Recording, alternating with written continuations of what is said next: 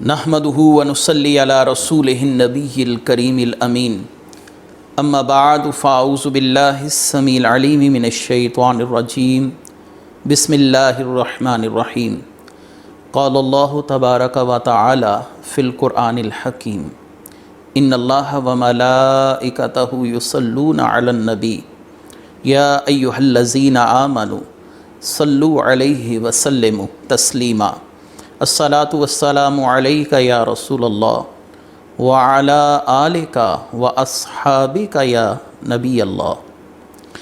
اللہ تعالیٰ کی حمد و ثنا نبی مکرم بجہ تخلیق کائنات فخر موجودات حضرت محمد مصطفیٰ صلی اللہ علیہ وآلہ وسلم اور آپ کے جمیع آل و اصحاب کی بارگاہ ناز میں درود و سلام کے نذرانوں کے بعد میرے لیے انتہائی عزت اور احترام کے لائق میرے دینی اور یقینی دوستوں، بزرگ اور بھائیوں، بحمدہ تعالی آج کا درس ایک مرتبہ پھر دفاع صحابہ کے سلسلے میں انعقاد پذیر ہے، اور آج سیدنا ابو بکر صدیق رضی اللہ تعالی عنہ کے حوالے سے گفتگو کی جائے گی۔ اور آج کی گفتگو کا جو خلاصہ ہے وہ میں عرض کرتا چلوں۔ مشہور اور دجال رافضی محقق حسن العیاری نے گزشتہ ایام اپنی ایک گفتگو کے دوران یہ بات کہی کہ رسول اللہ صلی اللہ علیہ وآلہ وسلم نے حضرت ابو بکر صدیق رضی اللہ تعالی عنہ کو حج کا امیر بنا کر روانہ کیا، اور آپ کو کچھ آیات مبارکہ جن کا تعلق سورہ توبہ کے ساتھ تھا وہ آیات بھی عطا فرما کر بھیجا کہ آپ جا کر لوگوں میں ان آیات کا اعلان فرما دیجئے تاکہ لوگ ان آیات کے احکامات کو جان سکیں۔ لیکن صدیق اکبر رضی اللہ تعالی عنہ وہاں نہ پہنچے تھے کہ راستے میں سیدنا علی کرم اللہ وجہ الکریم کو آپ کے پیچھے سے روانہ کیا گیا، اور سیدنا علی کرم اللہ وجہ الکریم کو حکم دیا گیا ان آیات کی تلاوت اب آپ لوگوں کے سامنے فرمائیں اور ان کے احکامات آپ لوگوں کے سامنے بیان کیجئے۔ اور اس ساری گفتگو سے اس رافضی دجال نے جو نتیجہ اخذ کیا وہ یہ نتیجہ اخذ کیا نعوذ باللہ کہ حضرت ابو بکر صدیق رضی اللہ تعالیٰ عنہ میں اہلیت کی کمی تھی، اور آپ کو اللہ اور اس کے رسول کی طرف سے ذلیل کرنا نعوذ باللہ مقصود تھا، اور آپ کی صلاحیتوں پر اللہ اور اس کے رسول کو اعتماد نہ تھا۔ جو گفتگو اس نے کہی ہے وہ آپ سماعت فرما لیجئے، اس کے بعد میں اپنی گفتگو کرتا ہوں آپ لوگوں سے، اس کے جوابات مرحمت کرتا ہوں۔ ٹھیک ہے نا۔ برات، سورہ برات کے کچھ یہ آیتیں ہیں، تم کفار قریش مکہ کے مشرکین کے لیے، جو قبائل کے مشرک لوگ آتے ہیں وہاں حج کے لیے، ان کے لیے پڑھو۔ پھر ثم اخذ علیا، ثم بعث علیا سلام اللہ علیہ فاخذها منه، پھر رسول اللہ صلی اللہ علیہ وآلہ وسلم نے امیر المؤمنین علیہ السلام کو بھیجا، تو آیات ان سے لے لیا ابو بکر جو ہے لے لیا۔ اب ملاحظہ کیجیے، جماعت عمریہ ادعا کرتے ہیں کہ ابو بکر امیر الحاج تھا، وہ حج کی عمارت کرنے کے لیے اس سے عزل نہیں ہوا، صرف آیات کی قرأت سے عزل ہوا ہے۔ تو یہ دیکھیں سعد کا جو اپنا جملہ ہے، اس کے علاوہ جب ہم تفصیل سے بات کریں گے نا دلائل بہت لائیں گے کہ ابو بکر اسی وقت پلٹ گیا تھا۔ ابو بکر راستے ہی سے جب اس سے آیت چینی گئی تو وہیں سے پلٹ گیا تھا۔ اس کی روایت کی ایک ہے، اچھا، فرجع ابو بکر کھابتا، ابو بکر کھابت ہو کے واپس آیا۔ کھابت کس کو بولتے ہیں عزیزہ؟ کھابت بولتے ہیں ذلیل کو، بہت ہی ذلیل، بہت بے عزت ہو گیا۔ آپ نے اس کی گفتگو کو سماعت کر لیا، اور سب سے پہلے میں حسن العیاری کے پیش کردہ حوالہ جات کی حقیقت کو بیان کروں۔ سب سے پہلے میں اپنی ابتدا قرآن کریم فرقان حمید کی آیت مبارکہ سے کرنا چاہوں گا۔ اللہ تبارک و تعالی سورہ آل عمران آیت نمبر 181 میں کیا ارشاد فرماتے ہیں؟ لقد سمع اللہ قول الذین قالوا ان اللہ فقیر ونحن اغنیاء، کہ جو لوگ یہود یہ کہتے ہیں خدا تو کنگال ہے اور ہم بڑے مالدار ہیں، خدا نے ان کی یہ بکواس سنی۔ ان لوگوں نے جو کہا یہ جو میں ترجمہ پڑھ رہا ہوں یہ آپ کے سامنے جو ہے یہ رافضی عالم سید فرمان علی کا جو ترجمۃ القرآن ہے میں وہاں سے پڑھ رہا ہوں۔ قرآن کریم کی یہ جو آیت ہے لَقَدْ سَمِعَ اللَّهُ قَوْلَ الَّذِينَ قَالُوا إِنَّ اللَّهَ فَقِيرٌ وَنَحْنُ أَغْنِيَاءُ، کہ یہ اللہ تبارک و تعالیٰ نے ان آیات کا نزول کیوں فرمایا۔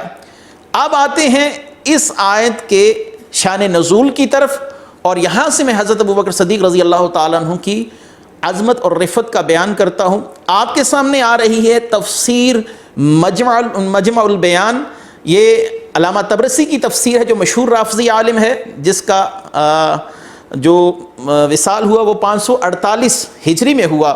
آپ کے سامنے آ رہی ہے تفسیر مجمع البیان، اور یہاں سے میں مختصراً اس کا خلاصہ عرض کرتا چلوں کہ نبی کریم صلی اللہ علیہ وآلہ وسلم نے حضرت ابوبکر صدیق رضی اللہ تعالیٰ عنہ کو یہود کی طرف بھیجا، اور یہود کو آپ نے دعوت اسلام دی، اور دعوت اسلام دی یہاں پر الفاظ ہیں فَدَعَاهُمْ إِلَى الْإِسْلَامِ وَالصَّلَاةِ وَالزَّكَاةِ فَقَالَ فَنَحَاسٌ إِنْ قَانَ مَا تَقُولُ حَقًّا فَإِنَّ اللَّهَ إِذًا لَفَقِيرٌ وَنَحْنُ أَغْنِيَاءُ وَلَوْ كَانَ غَنِيًّا لَمَا اسْتَقْرَضْنَا أَمْوَالَنَا فَغَضَبَ أَبُو بَكْرٍ وَضَرَبَ وَجْهَهُ فَأَنزَلَ اللَّهُ هَذِهِ الْآيَةَ، کہ حضرت ابوبکر صدیق رضی اللہ تعالیٰ عنہ نے جب یہود کو دعوت اسلام دی، نماز اور زکوٰۃ کا حکم دیا یا نماز و زکوٰۃ کے احکامات پورا کرنے کا کہا، تو فنحاس نام کے ایک یہودی نے کہا کہ کیا اللہ فقیر ہے جو ہم سے قرض لیتا ہے؟ تو حضرت ابوبکر صدیق رضی اللہ تعالیٰ عنہ غضب میں آگے فغضب ابو بکر وضرب وجہہ، آپ نے اس کے چہرے پر ایک تھپڑ رسید کیا یا اس کو گھونسا مار دیا۔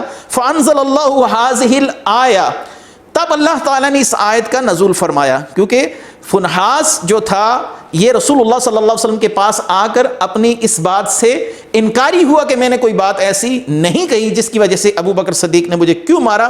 تو اللہ تعالیٰ نے حضرت ابو بکر صدیق رضی اللہ تعالیٰ عنہ کی شان میں یہ آیات اتاری ہیں لَقَدْ سَمِعَ اللَّهُ قَوْلَ الَّذِينَ قَالُوا إِنَّ اللَّهَ فَقِيرٌ وَنَحْنُ أَغْنِيَاءُ۔ یہ جو آیات اتری ہیں خود رافضی طبرسی لکھتا ہے کہ ان آیات کا جو نزول ہوا وہ حضرت ابو بکر صدیق رضی اللہ تعالی عنہ کے لیے ہوا، جن کا مقام اور جن کی رفعت اور جن کی شان کا عالم یہ ہے کہ اللہ تبارک و تعالی ان کے لیے آیات کا نزول فرما رہا ہے، اور ان کے حق میں اللہ تبارک و تعالی گویا کہ یہ فرما رہا ہے کہ جو ابو بکر صدیق کا دعویٰ ہے کہ فنحاس بن عازورہ نے یہ بات کہی ہے، تو اللہ تبارک و تعالیٰ نے گویا کہ صدیق اکبر رضی اللہ تعالیٰ عنہ کی عظمت اور شان کو بیان فرمایا۔ اب اس کے بعد ہم آتے ہیں سورہ النور کی آیت مبارکہ کی طرف۔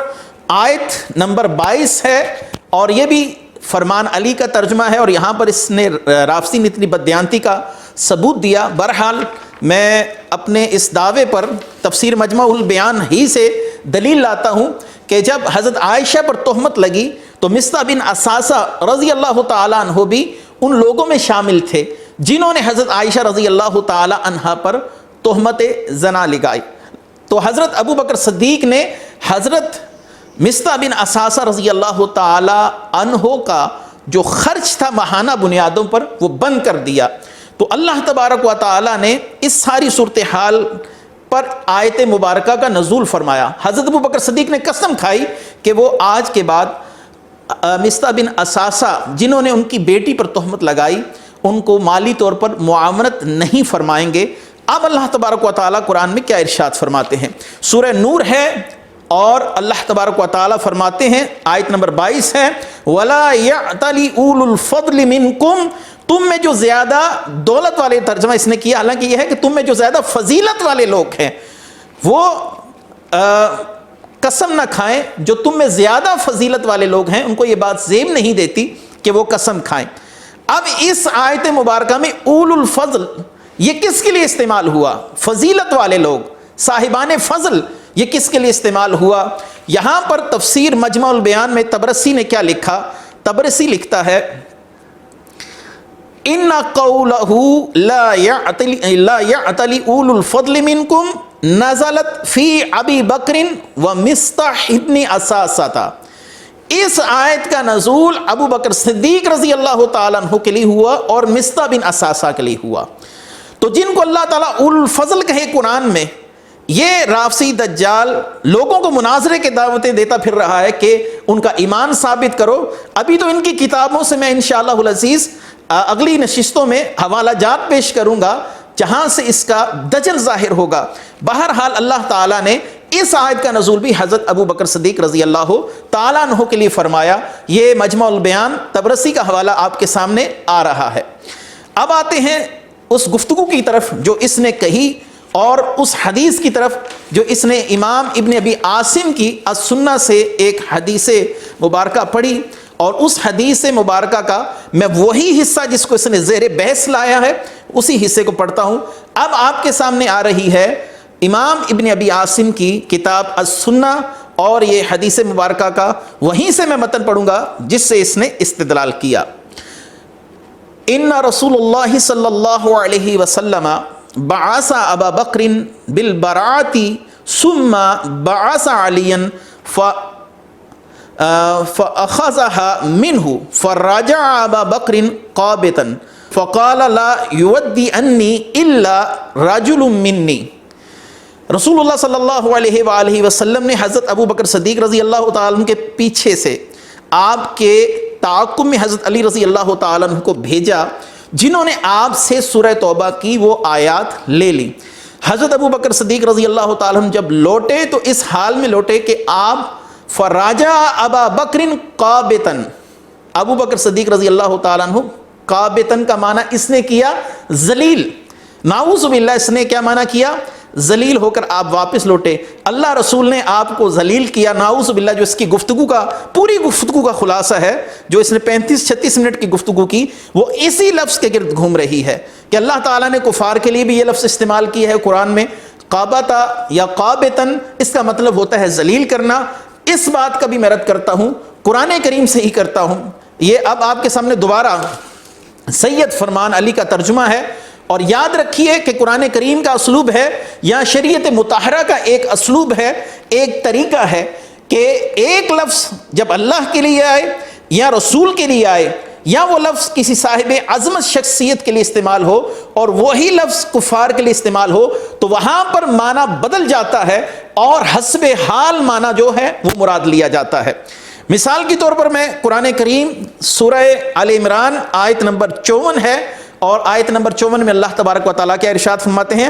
وَمَكَرُوا وَمَكَرَ اللَّهُ وَاللَّهُ خَيْرُ الْمَاكِرِينَ۔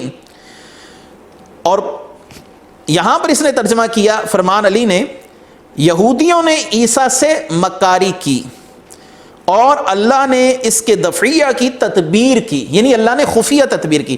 دیکھیں یہاں پر لفظ مکر یہودیوں کے لیے آیا تو معنی ہو گیا فریب، دھوکہ، اور جب اللہ کے لیے اسی آیت میں معنی آیا، یہ لفظ آیا واللہ خیر الماکرین، تو معنی بدل گیا، کیونکہ اللہ کی ذات اللہ تبارک و تعالیٰ کی طرف اس لفظ کی اضافت نے اس کے معنی کو تبدیل کر دیا۔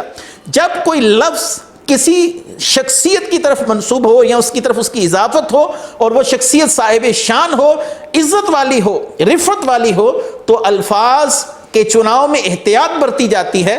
اب یہ نہیں کہ مکر کا لفظ جو یہودیوں کے لیے استعمال ہوا معنی وہی ہوگا، جو اللہ کے لیے استعمال ہوا معنی پھر وہی ہوگا، ایسا ہو نہیں سکتا، کیونکہ اللہ کی شان، عظمت، رفعت یہ ایک واضح سی بات ہے۔ ایسے ہی صحابہ اکرام جن کی تربیت خود رسول اللہ صلی اللہ علیہ وسلم نے فرمائی، وہ شخصیت جس کو رسول اللہ صلی اللہ علیہ وسلم نے امیر حج مقرر کیا، وہ شخصیت جس کو رسول اللہ صلی اللہ علیہ وسلم نے اپنا مسلح دیا، ایسی شخصیت کے لیے جب الفاظ کے معنی اور مفاہیم کو لوگوں کے سامنے بیان کیا جائے گا تو ان کی عزت، رفعت، عظمت اور شان کو سامنے مد نظر رکھتے ہوئے الفاظ کا چناؤ کیا جائے گا۔ اب یہ کہہ دیں کہ نہیں جی عربی زبان میں کعبہ کا مطلب ہوتا ہے ذلیل کرنا، ہم نے تو لغت کے لحاظ سے ترجمہ کر دیا، یہ بھی دجل ہے، جھوٹ ہے، اس شخص کا فراڈ ہے۔ آپ کے سامنے اب آ رہی ہے لغت حدیث کی مشہور کتاب النہایہ جو علامہ ابن اسیر نے لکھی۔ علامہ ابن اسیر کعبہ لفظ کے اوپر اپنی رائے دیتے ہیں، اس کا معنی بیان کرتے ہیں، قابط فیہ انہ رعا طلحۃ حزینا مکبوتا ای شدید الحزن۔ حدیث میں کہ طلحہ کو غمگین اور مکبوتن دیکھا گیا، یعنی سخت غمگین دیکھا گیا، تو کعبہ کا مطلب ہو گیا سخت غمگین ہونا، کہ حضرت ابوبکر صدیق کے پیچھے جب حضرت علی رضی اللہ تعالیٰ عنہ پہنچے اور آپ نے ان سے آیات بیان کرنے کا معاملہ اپنے حوالے کر لیا، سپرد کر لیا اپنے، تو حضرت ابوبکر صدیق رضی اللہ تعالیٰ عنہ کو یہ بات مغموم کر گئی، آپ غمگین ہوئے، نہ کہ اس کا مطلب یہ ہے کہ آپ کو اللہ اور اس کے رسول نے نعوذ باللہ ذلیل کر دیا۔ آپ کے سامنے مجمع بحار الانوار آ رہی ہے، یہاں پر بھی کعبہ کا مطلب آپ دیکھ سکتے ہیں، لکھا ہے حزیناً مکبوتاً ای شدید الحزن، شدید حزن محسوس کرنا، غم محسوس کرنا اور مغموم ہو جانا۔ اور یہ معنی جو میں بیان کر رہا ہوں لغت حدیث کی کتابوں سے، مجمع بحار الانوار علامہ طاہر پٹنی کی مشہور کتاب ہے، لغات الحدیث کی دنیا میں اس کو ایک اہم مقام حاصل ہے۔ النہایہ تو خیر ہماری بنیادی کتاب ہے، اس کا مطلب یہ ہے کہ کعبہ کا بنیادی طور پر معنی شدید حزن محسوس کرنا، غمگین ہونا اور مغموم ہونے کے معنی میں بھی استعمال ہوتا ہے۔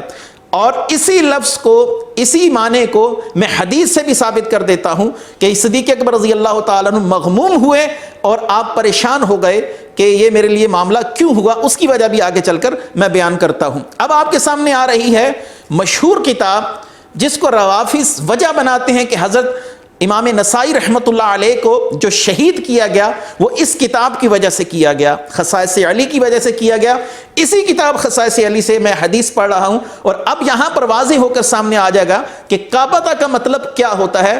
کعبتن کا معنی یہاں پر جو اس دجال نے کیا، کتنی بڑی بددیانتی کی، اپنے حواریوں کو خوش کیا۔ اس کے حواری پھدکتے ہیں کہ اس کے ساتھ مناظرہ کیا جائے، اس کو آتا کیا ہے جو بندہ اس کے ساتھ مناظرہ کرے۔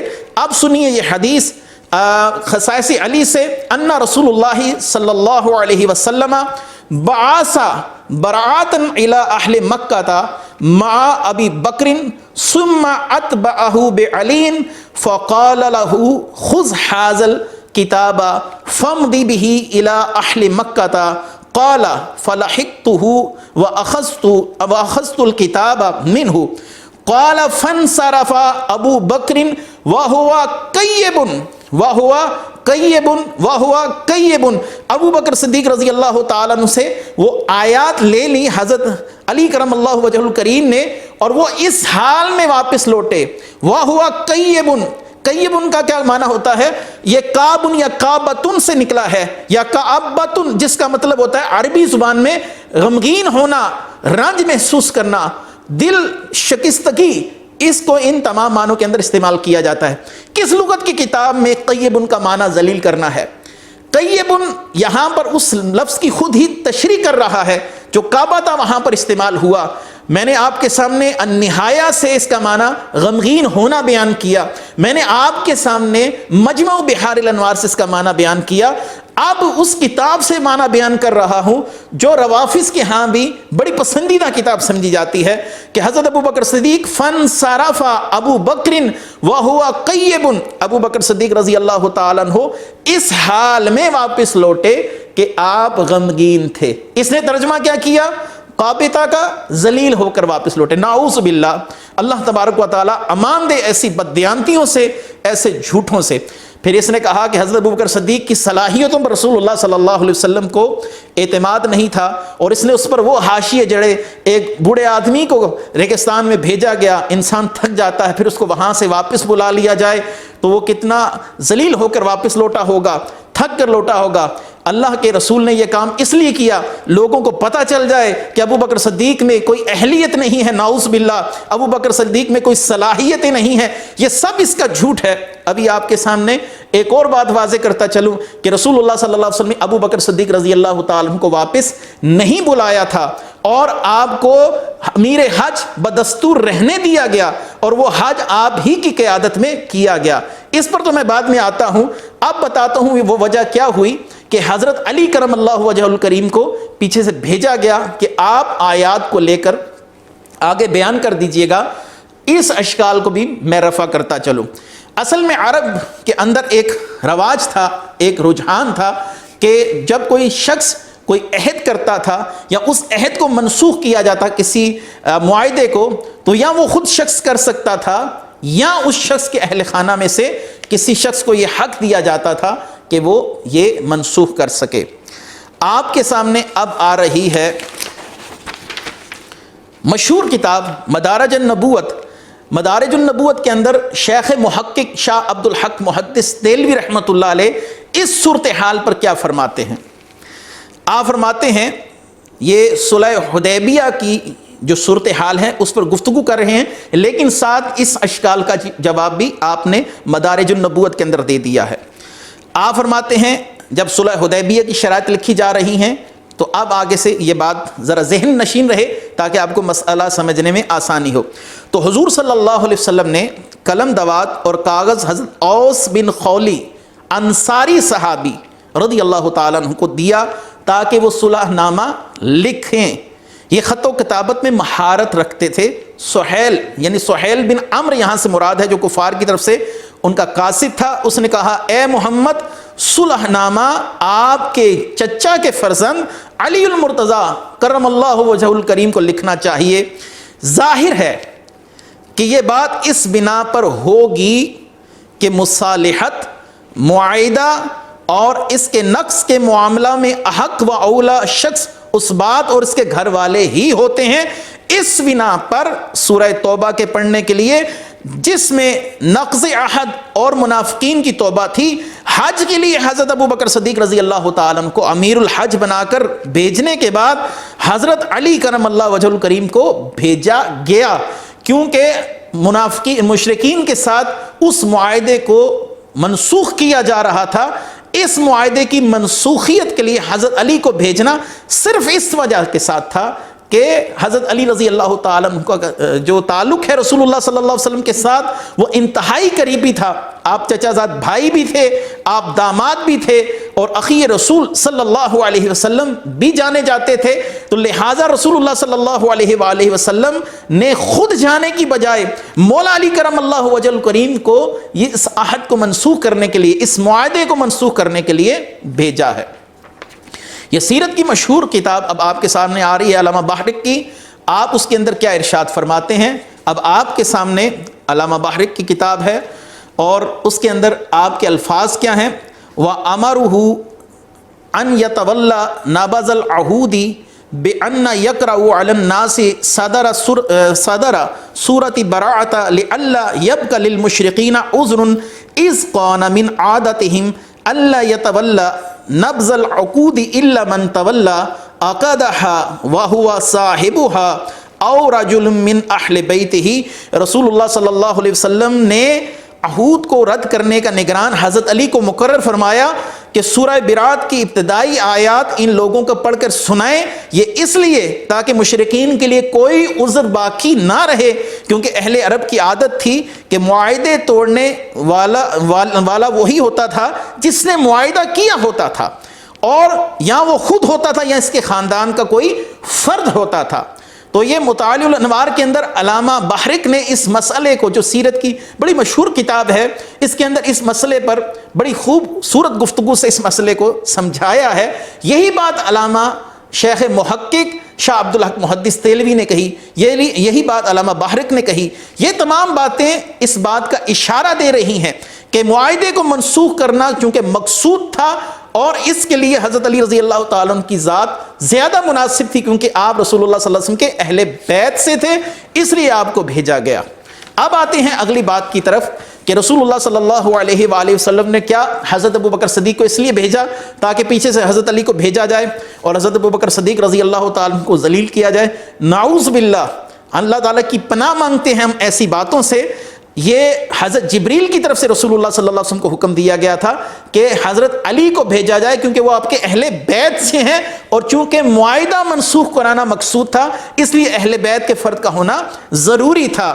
اب آتے ہیں، آپ کے سامنے آ رہی ہے مجمع الزوائد، حدیث نمبر ہے 11039، اور سنیے لما نزلت 10 آیات من براءۃ علی النبی صلی اللہ علیہ وسلم دعا النبی صلی اللہ علیہ وسلم ابا بکر فبعثہ بها لیقرأها علی اہل مکہ ثم دعانی النبی صلی اللہ علیہ وسلم فقال ادرک अबा बकरिन फ़हैसुमा लक़ीतुहु फ़ख़ुज़िल किताब मिन्हु फ़क़रअहु अला अहलि मक्कता फ़लहिक़्तुहु फ़अख़ज़्तुल किताब मिन्हु वरजा अबू बकरिन इलन नबी सल्लल्लाहु अलैहि वसल्लम फ़क़ाल या रसूलल्लाह नज़ल फ़ी शैइन क़ाल ला वलकिन्न जिब्रील जअनी फ़क़ाल लन युवद्दिया अनका इल्ला अंता औ रजुलुम मिनका। हज़रत अबू बकर सिद्दीक़ रज़ी अल्लाह ताला अन्हु को, और ये याद रखिए कि ये हदीस खुद मौला अली से मरवी है। हज़रत अली इसके रावी हैं कि जब सूरह तौबा की 10 आयात नबी करीम सल्लल्लाहु अलैहि वसल्लम पर नाजिल हुई तो नबी करीम सल्लल्लाहु अलैहि वसल्लम ने हज़रत अबू बकर सिद्दीक़ को बुलवाया और इन्हीं के हमरा इनको भेजा ताकि वह अहले मक्का के सामने इनकी तिलावत कर सकें। फिर नबी करीम सल्लल्लाहु अलैहि वसल्लम ने मुझे बुलवाया और मुझसे फरमाया कि आप अबू बकर सिद्दीक़ के पास पहुंचिए, जहां उनसे मिले वहां से उनसे वो तहरीर ले लीजिएगा और अहले मक्का के सामने उन आयात की तिलावत कर दीजिएगा। हज़रत अबू बकर सिद्दीक़ रज़ी अल्लाह तआला अन्हु से मैं मिला, मैंने इनसे वो तहरीर ले ली। अबू बकर सिद्दीक़ वापस नबी करीम सल्लल्लाहु अलैहि वसल्लम की खिदमत में हाजिर हुए और अर्ज़ की, या रसूलल्लाह क्या मेरे लिए कोई चीज़ नाजिल हुई है, कोई ऐसी बात कि आपने मुझसे आयात ले ली? तो आप सल्लल्लाहु अलैहि वसल्लम ने फरमाया क़ाला ला, आपके लिए कोई बात ऐसी नाजिल नहीं हुई है, वलाकिन्न जिब्रील जानी, मेरे पास जिब्रील अलैहिस्सलाम आए और आपने मुझे इस बात का हुक्म दिया अल्लाह की तरफ से कि ये काम या आप खुद कर सकते हैं या आपके ख़ानदान का कोई शख्स कर सकता है। ये वही बात है जो शेख मुहक्किक ने फरमाई, अल्लामा बाहरिक ने फरमाई, अब खुद मौला अली करमल्लाहु वजहुल करीम ने वो बात कह दी है। अब आते हैं उसी हदीस की तरफ जो मैंने आपके सामने पहले पढ़ी। अबू बकर सिद्दीक़ वापिस आए, फनसरफ़ा अबू बकरिन व हुवा क़य्यबुन क़ाल या रसूलल्लाह उनज़िला फ़ी शैइन। खसाइस अली की हदीस, इसके अल्फाज काबिल तवज्जो हैं। या रसूलल्लाह क्या मेरे लिए कोई शय उतरी है, कोई नया हुक्म उतरा है? क़ाल ला, ये राज़ी कहता है अल्लाह और उसके रसूल ने जलील करने के लिए सारा मामला किया, नाऊज़ बिल्लाह। रसूलुल्लाह फरमा रहे हैं क़ाल ला, आपके लिए कोई हुक्म नहीं ऐसा उतरा, इल्ला इन्नी उमिरतु अन उबल्लिगहु अना औ रजुलुम मिन अहले बैती, मुझे हुक्म दिया गया है कि वो सूरह मुबारका खुद पहुंचाऊं या मेरे अहले बैत से कोई शख्स पहुंचाए। बिल्कुल वाज़ेह हो गया मसला कि चूंकि मुआहदे को मनसूख करना मकसूद था तो या रसूलुल्लाह सल्लल्लाहु अलैहि वसल्लम खुद पहुंचाए या मौला अली करमल्लाहु वजहुल करीम पहुंचाए, और रजुलुम मिन अहले बैती, या मेरे अहले बैत में से कोई शख्स पहुंचाए, और रजुलुम मिन अहले बैती, मेरे अहले बैत में से कोई शख्स इनको पहुंचाए। फिर इसने कहा कि हज़रत अबू बकर सिद्दीक़ रज़ी अल्लाह ताला को वापस बुला लिया गया था। यह भी किज़्ब है। अगली हदीस आपके सामने आ रही है खसाइस अली की। इमाम निसाई रहमतुल्लाह अलैह क्या लिखते हैं, हदीस के वस्त से मैं पढ़ रहा हूँ जहाँ से हमारे मतलब का जो मतन है। जब मौला अली करमल्लाहु वजहुल करीम वहाँ पर पहुँचे और हज़रत अबू बकर सिद्दीक़ रज़ी अल्लाह ताला अन्हु अब उनसे क्या गुफ्तगू करते हैं, फ़क़ाल लहू अबू बकरिन अमीरुन अम रसूलुन, ए अली आप कासिद बनकर आए हैं या अमीर बनकर आए हैं?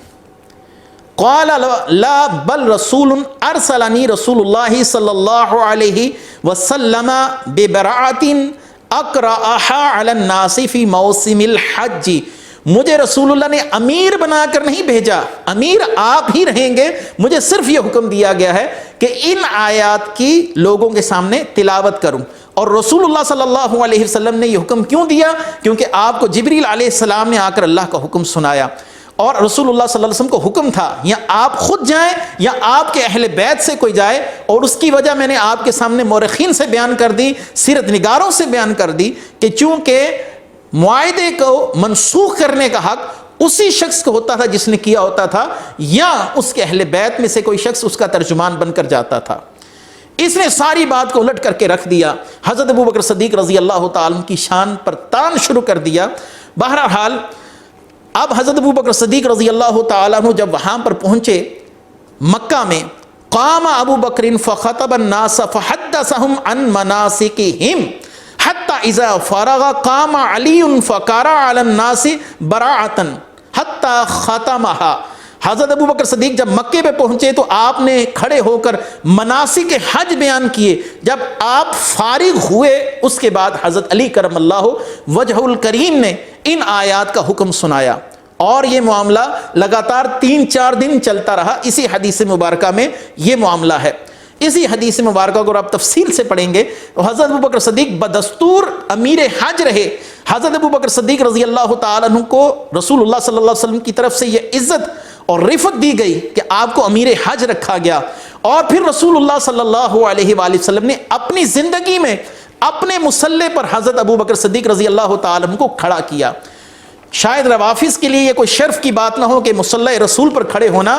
رسول اللہ صلی اللہ علیہ وآلہ وسلم کی حدیث مبارکہ یہ بخاری شریف آپ کے سامنے آ رہی ہے. سیدہ عائشہ رضی اللہ تعالی عنہا کو رسول اللہ صلی اللہ علیہ وسلم کیا حکم دیتے ہیں؟ قال فی مرضہ، آپ نے اپنے مرض وصال میں فرمایا مروا ابا بکر یصلی بالناس، کہیں کہ وہ نماز پڑھائیں، یعنی میری جگہ پر کھڑے ہوں، میرے مصلی پر کھڑے ہوں. قالت عائشہ تو قلت ان ابا بکر اذا قام فی مقامک لم یسمع الناس من البقاء فمر عمر فلیصلی للناس. فقالت عائشہ فقلت لحفصة قولی له ان ابا بکر اذا قام فی مقامک لم یسمع الناس من البقاء فمر عمر فلیصلی للناس. ففعلت حفصة فقال رسول اللہ صلی اللہ علیہ وسلم ما ان كنا لا انتن صواحب یوسف مروا ابا بکر فلیصلی للناس او کما قال رسول اللہ صلی اللہ علیہ وسلم. حضرت ابوبکر صدیق رضی اللہ تعالیٰ عنہ کو حکم دیجئے کہ وہ لوگوں کو نماز پڑھائیں. حضرت عائشہ کو رسول اللہ صلی اللہ علیہ وسلم نے فرمایا. حضرت عائشہ نے فرمایا یا رسول اللہ جب آپ کی جگہ پر کھڑے ہوں گے تو وہ کثرت گریہ کی وجہ سے لوگوں کو قرات نہیں سنا سکیں گے. آپ عمر کو حکم ارشاد فرمائیے رضی اللہ تعالیٰ عنہ وہ لوگوں کو نماز پڑھائیں. حضرت عائشہ فرماتی ہیں میں نے حضرت حفصہ سے کہا کہ آپ رسول اللہ صلی اللہ علیہ وسلم سے عرض کریں کہ ابو بکر صدیق جب آپ کے مقام مصلی پر کھڑے ہوں گے تو رونے کی وجہ سے لوگوں کو کچھ سنا نہیں پائیں گے. پس آپ حضرت عمر فاروق رضی اللہ تعالیٰ عنہ کو حکم دیں وہ لوگوں کو نماز پڑھائیں. چنانچہ جب حضرت حفصہ نے ایسا ہی کیا تو حضور صلی اللہ علیہ وسلم نے فرمایا رک جاؤ، بے شک تم زنان مصر یعنی مصر کی عورتوں کی طرح ہو. ابو بکر کو حکم دو مروا ابا بکر فلیصلی للناس کہ وہ لوگوں کو نماز پڑھائیں. میرے مصلی پر اگر کوئی کھڑا ہوگا تو ابو بکر صدیق رضی اللہ تعالیٰ عنہ ہوں گے. یہ کہتا ہے زندگی میں رسول اللہ صلی اللہ علیہ وسلم نے کوئی اہم منصب حضرت ابو بکر صدیق کو نہیں دیا. اپنا مصلی رسول اللہ صلی اللہ علیہ وسلم نے ابو بکر صدیق رضی اللہ تعالیٰ عنہ کے حوالے کر دیا. ہجرت کی رات اپنے ساتھ رسول اللہ صلی اللہ علیہ وسلم نے حضرت ابو بکر صدیق کو رکھا. اگر تم نے اپنی تفسیر حسن عسکری پڑھی ہوتی تو حضرت ابو بکر صدیق رضی اللہ تعالیٰ عنہ کی ہجرت کے موقع پر جو حسن عسکری رضی اللہ تعالیٰ عنہ نے حضرت ابو بکر صدیق کی شان میں کلمات کہی ہیں، کاش تم نے وہ پڑھے ہوتے تمہیں پتہ چلتا کہ ان لوگوں کے ہاں حضرت ابو بکر صدیق کی رفعت اور شان کیا تھی. بہرحال اب اگلی حدیث اور آخری حدیث ہے مستدرک سے، اور یہ جو مصلی پر کھڑا کرنا ہے حضرت ابو بکر صدیق رضی اللہ تعالیٰ عنہ کو نبی کریم صلی اللہ علیہ وسلم کی طرف سے، اس میں اب کیا حکمت تھی اور کیا عظمت تھی. یہ کیا حکمت تھی؟ حضرت ابو بکر صدیق مصلی پر آئے. روافظ کے ہاں تو یہ کوئی بات عظمت والی ہے ہی نہیں، مصلی رسول پر کھڑے ہونا کوئی شان والی بات نہیں. خود مولا علی کرم اللہ وجہ الکریم سے پوچھتے ہیں عظمت صدیق کیا ہے. مولا علی کرم اللہ وجہ الکریم کیا فرماتے ہیں آپ کے سامنے آ رہی ہے مستدرک. اور اس حدیث کو امام حاکم نے بھی صحیح کہا، علامہ ذہبی نے بھی صحیح کہا. حضرت مولا علی کرم اللہ وجہ الکریم فرماتے ہیں ان نرا ابا بکر احق الناس بہا بعد رسول اللہ صلی اللہ علیہ وسلم انہ لصاحب الغار وثانی اثنین وانا لنعلم بشرفہ وقبرہ ولقد امرہ رسول اللہ صلی اللہ علیہ وسلم بالصلاۃ بالناس وہو حی. مولا علی فرماتے ہیں بلا شبہ حضرت ابوبکر صدیق کی خلافت وہ اس طرح بھی ثابت ہے کہ وہ خلافت کے سب سے زیادہ حقدار تھے کہ وہ رسول اللہ صلی اللہ علیہ وسلم کے غار کے ساتھی تھے. وہ ثانی اثنین یعنی یار غار تھے. ہم ان کے شرف اور ان کی بزرگی اور ان کے مرتبے کو جانتے تھے. بے شک انہیں رسول اللہ صلی اللہ علیہ وسلم نے اپنی ظاہری حیات میں نماز کی امامت کا حکم دیا. یہ ان کے لیے شرف ہے، ان کے لیے عظمت کی بات ہے. لِنَعْلَمُ بِشَرَفِهِ وَقِبَرِهِ، اور ان کے لیے یہ شرف کی بات ہے، ان کے لیے عظمت کی بات ہے، بزرگی کی بات ہے۔ مولا علی فرما رہے ہیں کہ رسول اللہ نے ان کو مصلی پر کھڑا کیا۔